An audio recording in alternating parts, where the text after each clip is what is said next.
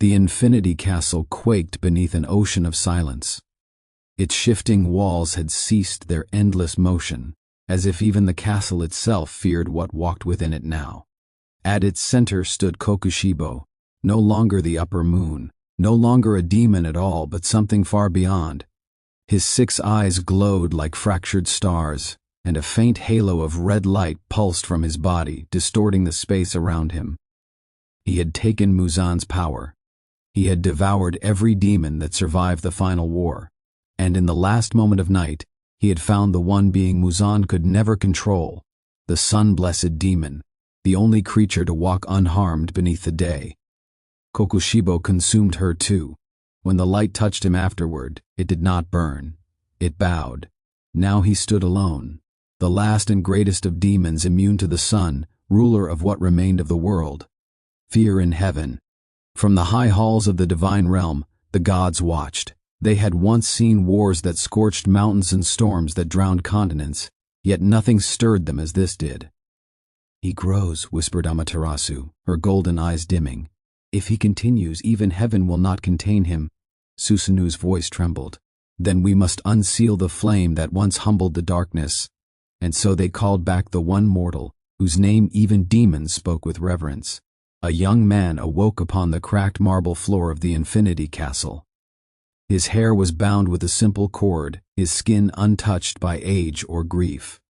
Yoriichi Tsugikuni, reborn not as a god, but as the man he had once been, in the fullness of his prime.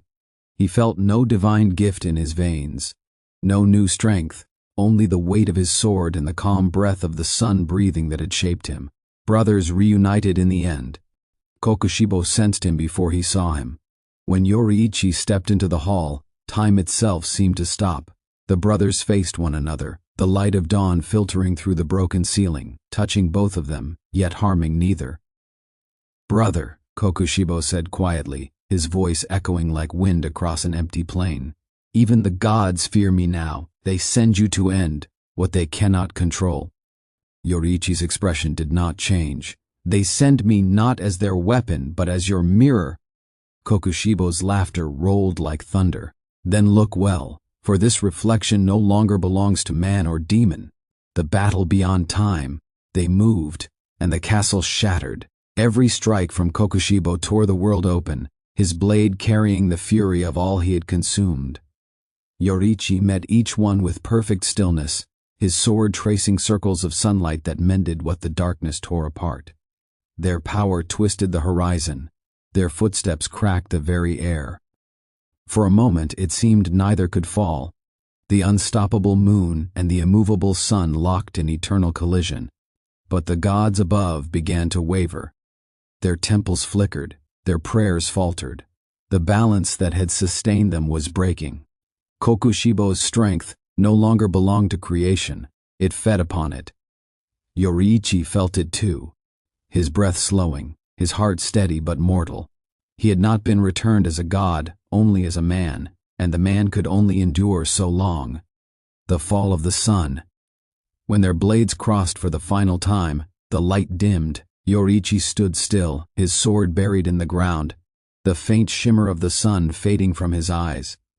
Kokushibo's blade rested against his shoulder, humming softly, not from rage, but from completion. "You fought as no god ever could," Kokushibo said, "but even the sun must set." Yoriichi's voice came like a whisper carried on wind. "Then may my light remain in the hearts of those who see the dawn."